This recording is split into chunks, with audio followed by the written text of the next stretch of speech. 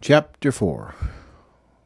Kurt Olson tracks Eva Marie Taffy at NCLU.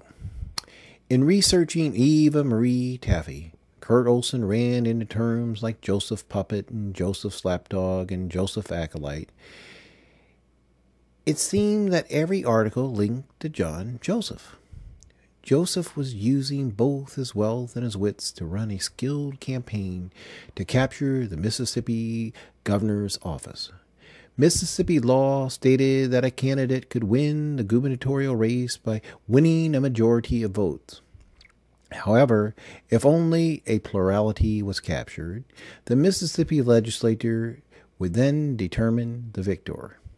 Joseph had caught the two major political parties napping during the last election, and with LaRouchian stealth, his nascent eclectic party was able to capture a majority of both houses of the Mississippi legislature.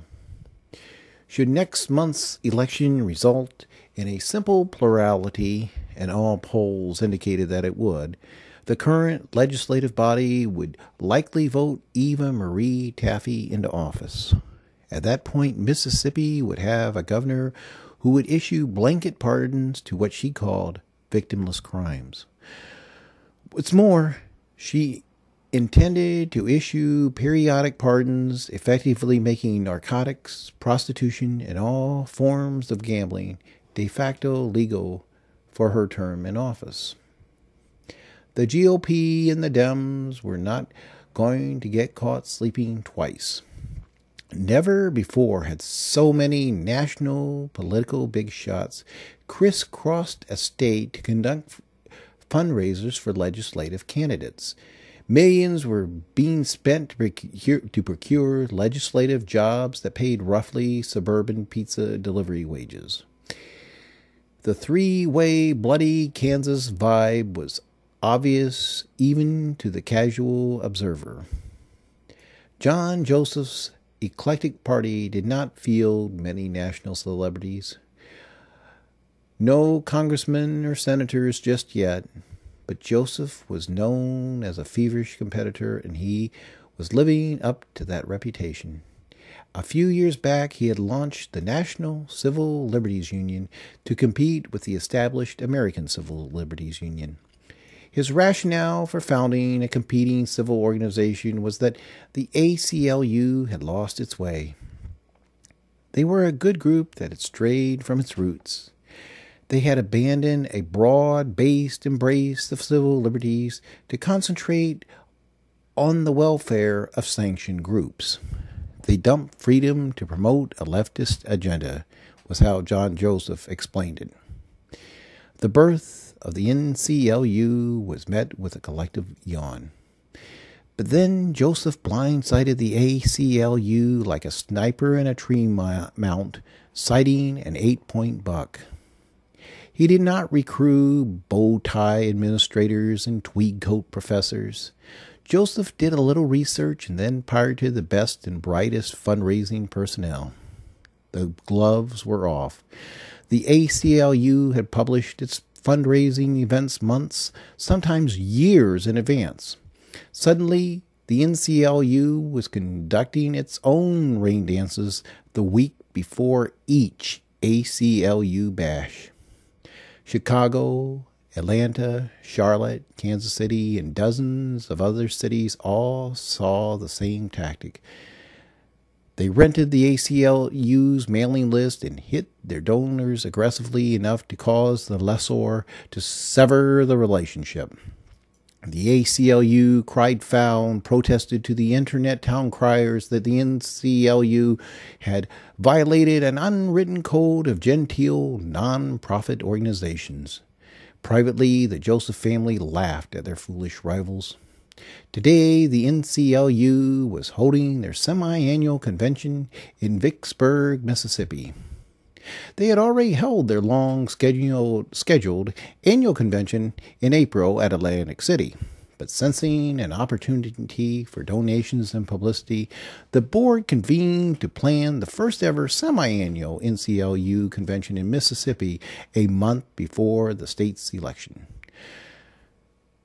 Kurt Olson had psyched himself into completing his mission. He planned to enter the convention, wander through the hotel, and study the exits and security cams. Eva Marie Taffy was scheduled to attend a strategy session in the morning, address the serfs in the afternoon, and cocktail with the lords and ladies in the evening. Her campaign had purchased a suite at the old Havana Hotel and Casino, the site where the convention was being conducted.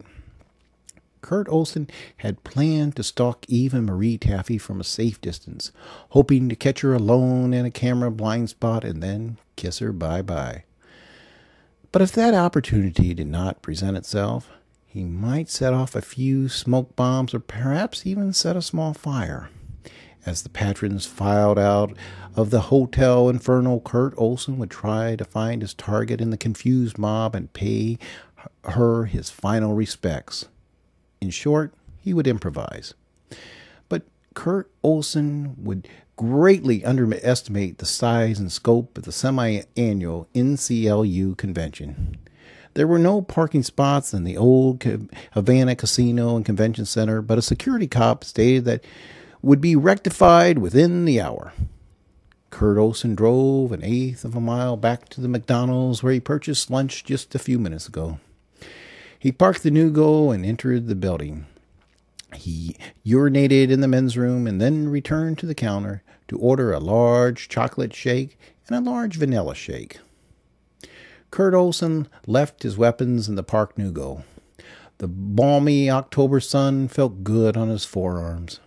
With the McDonald's shake in each hand, he traipsed across a strip mall, a busy street, another strip mall, and a series of culinary establishments as he found his way back to the old Havana.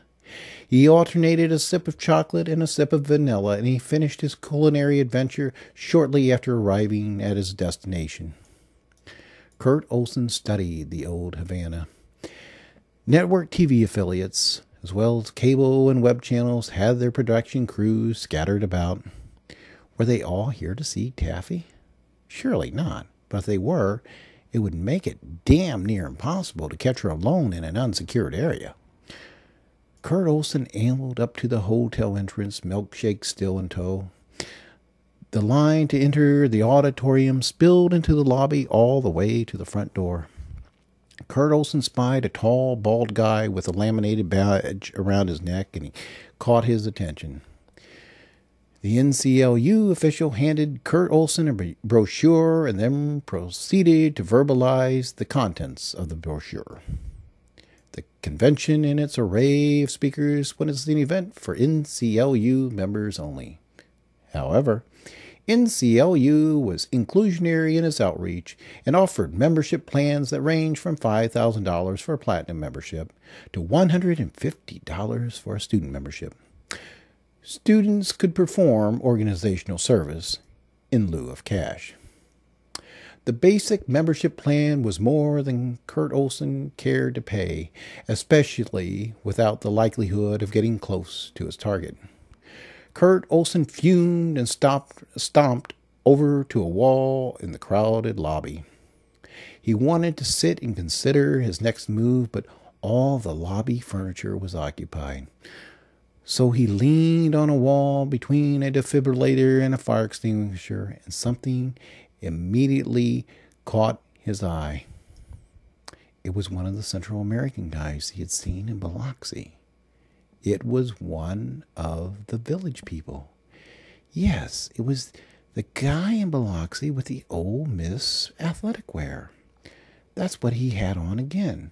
Whereas it had been a red sweatshirt with blue trim and a similarly patterned varsity jacket, now it was white sweatshirt with the school seal on the chest, white sweatpants with a smaller version of the school seal on the right leg, topped off with an unzippered red and blue Ole Miss blazer. Kurt Olson scanned the rest of the lobby. This dude looked out of place in Biloxi, and he looked even more out of place in Vicksburg. A clown suit would have provided better camouflage. Kurt Olson nicknamed this village person Coach. Coach was texting a message on a cell. Makes sense. The only Spanish people here were the hotel staff, and Coach was trying to blend in with the Anglos. A lone tree in a desert. Kurt Olson slipped on his sunglasses so that he could stare at will. Coach was texting and reading. Finally, Coach put his cell in his pocket and ambled towards the door. Kurt Olson felt proud to once more use his tail and shadow techniques. He had grown rusty with inactivity. Now, Kurt Olson studied his mark as he strolled across the parking lot in a falsely haphazard manner. Conduit. Kurt Olson recalled his training and headed for the traffic conduit, the area of likely egress. He planted himself near a high-roof silver SUV at the end of the parking area. To his right were 2 lanes with speed bumps where exiting cars would likely pass. Kurt Olson whipped out his cell phone and pretended to chat. In actuality, he was visually recording the area. An elderly couple slithered by in a Grand Marquis. And then Kurt Olson was certain to look away from the approaching Civic as he kept the lens focused directly on his target. The Civic approached slowly and crept by. Sure enough, Coach was in the back seat.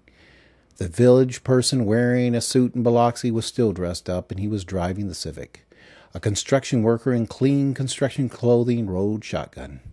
Kurt Olson was able to determine that this was the same construction worker he had seen in Biloxi. Kurt Olson reviewed what he had filmed. His perceptions were correct. The village people were on tour. He started his slow trek back to McDonald's. Kurt Olson had plenty of thinking to do, and he always thought better with a Big Mac in front of him.